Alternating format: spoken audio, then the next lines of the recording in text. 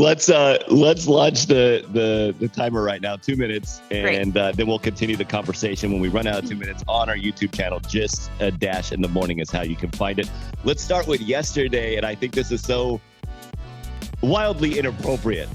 You were kind enough to come out to an event that I was DJing. It was a lot of fun, but I saw so many people. And listen, it was on the beach and when people were drinking, everybody wanted to touch your just because you're pregnant. I don't think it justifies people taking their grimy hands and rubbing your belly. A lot of pregnant women say that's their biggest pet peeve. They hate it when people try to touch their bellies. I don't mind it. I think it's funny. It's cute. It's like a sweet thing. You see this big, beautiful belly and you just want to touch you want to be closer to that little light that's growing inside of you. So I was not offended. I thought it was very sweet. I will say that this is the first time I saw you, being this pregnant. I mean, my goodness, you're just a couple weeks away. You are so adorable as a prego. You're so tiny, you're so petite, and then you literally just have this ball in your gut, which is a beautiful daughter that you're about to have. It doesn't even make sense. Scientifically, it doesn't make sense looking at you. I know. That's how I feel when I look in the mirror. How the heck is this possible? Not once did I go, I'm going to touch your belly, though. Not once. Was I like, I'm going to reach over and rub her. No. And if anybody tries to rub my belly after eating Taco Bell, I will cut their hand off. Get your hand away from me. Get it away. Hands. You're so silly.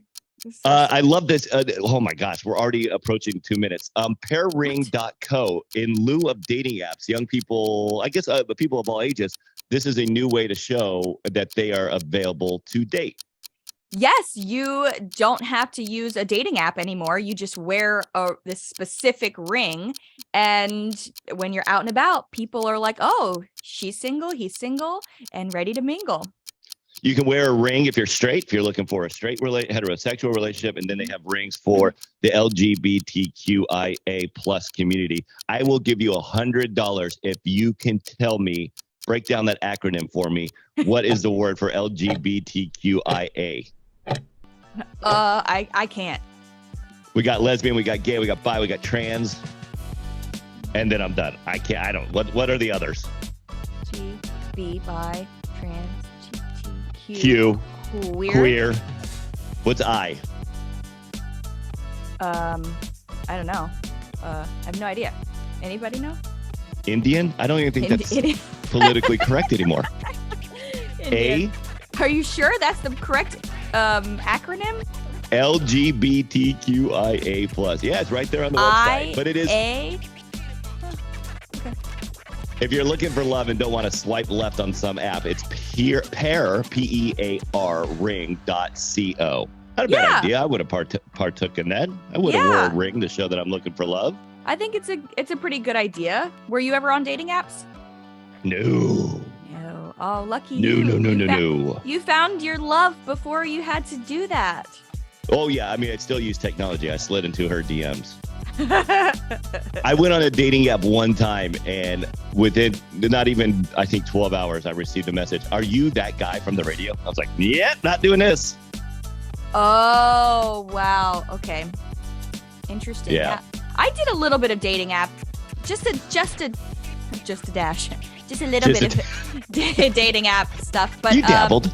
Yeah, I dabbled a little bit, but it was never successful for me. I even paid a matchmaker $1,500 to set me up with 3 guys that I told her everything I wanted, and she would go out and search and find the perfect guy, and all of them were just that perfect. Is wild. I'm comfortable saying that because you have a great personality. You're a very, very attractive young woman. That is crazy that you weren't able to find somebody just being, going out and living your life. I paid $1,500. Every time I went to dinner with one of these 3 guys, I remember thinking, you're $500? Like, are you kidding me? Oh, I was so pissed. Unbelievable. If somebody is wearing that ring next to a wedding ring, by the way, run. Oh my God.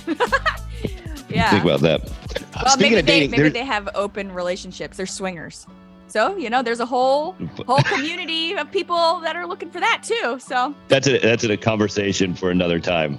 And we'll discuss that one day.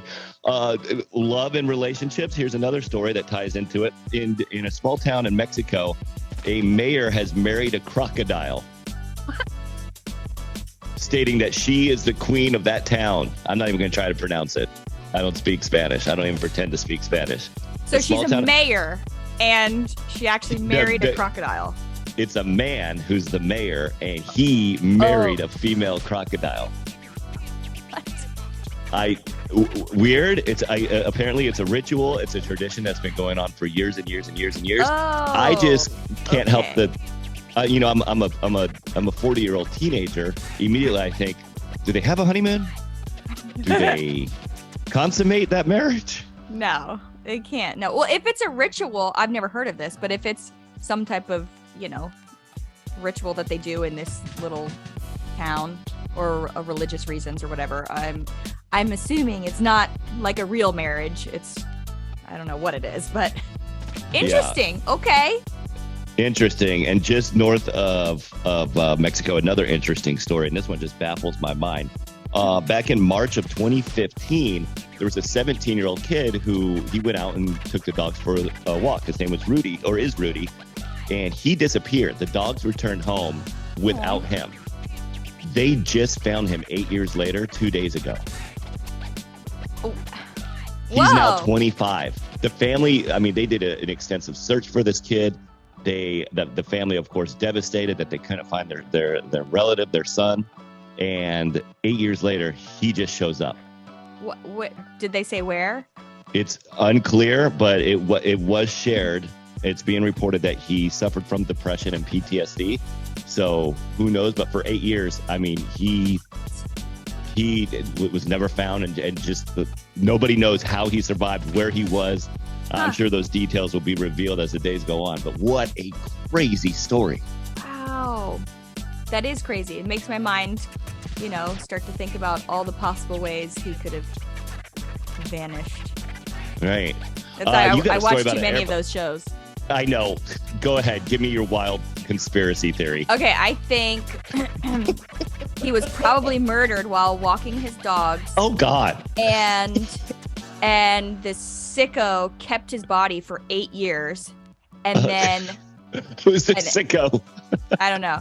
And then they dropped them off somewhere for the family to find.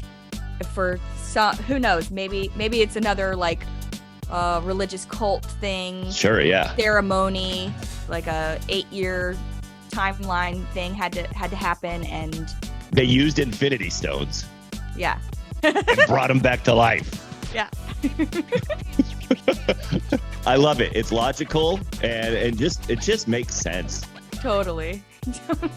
What's this story about somebody who works at an airline and stole a plane? Oh my God, yes. This 29-year-old baggage handler stole an airplane at the Seattle Washington International Airport.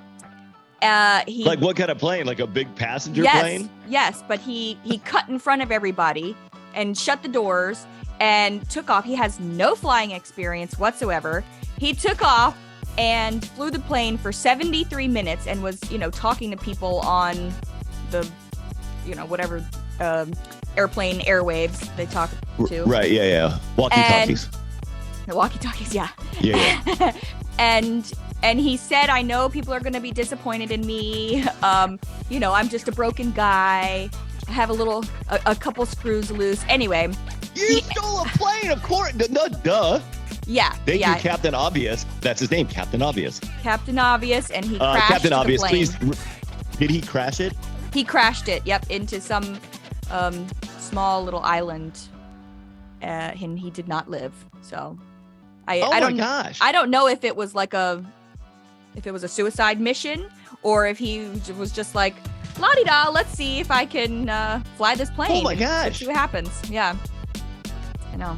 Well, on that note, that very cheerful, happy, positive note, we'll wrap it up. Happy 4th of July. Jesus. Independence Day, baby. Woo!